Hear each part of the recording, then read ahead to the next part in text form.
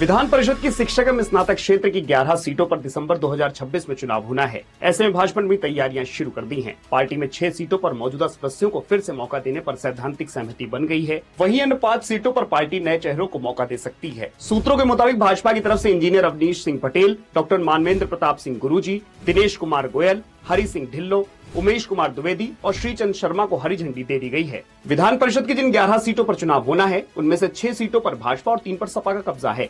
एक सीट पर शिक्षक दल गैर राजनीतिक और एक सीट पर निर्दलीय काबिज हैं। विधान परिषद में भाजपा के 79 और सपा के 10 सदस्य हैं, जबकि भाजपा के सहयोगी अपना दल एस, रालोद, निषाद पार्टी और सुबह सपा के एक सदस्य हैं। इसके अलावा जनसत्ता दल लोकतांत्रिक से 1, शिक्षक दल गैर राजनीतिक से 1, निर्दलीय समूह के 2 और 2 निर्दलीय सदस्य हैं। विधान परिषद चुनाव में शिक्षक और स्नातक वर्ग के मतदाता होते हैं। राजनीतिक विश्लेषक मानते हैं कि ये सोच समझकर और मौके की नजाकत को देखते हुए मतदान करते हैं। लिहाजा इन चुनाव के परिणाम 2027 विधानसभा चुनाव में हवा का रुख तय कर सकते हैं। विधान परिषद चुनाव में सपा ने अब तक 10 प्रत्याशी घोषित किए हैं। कांग्रेस ने भी उम्मीदवारों का ऐलान कर दिया है, लेकिन बसपा को लेकर राजनीतिक जानकार मानते हैं कि वो चुनाव के दौरान बन रहे समीकरण के लिहाज से ही प्रत्याशी खड़ा कर सकती है। फिलहाल बीजेपी पीएम नरेंद्र मोदी के संसदीय क्षेत्र वाराणसी की स्नातक और शिक्षक खंड की सीटों पर मजबूत प्रत्याशियों की तलाश कर रही है, क्योंकि पिछले चुनाव में सपा ने उसे मात दी थी। माना जा रहा है कि दोनों दावेदार पीएम नरेंद्र मोदी की हरी झंडी के बाद ही तय किए जाएंगे। इस वीडियो में फिलहाल इतना ही। ऐसे ही और वीडियोस के लिए बने रहिए दैनिक भास्कर ऐप के साथ।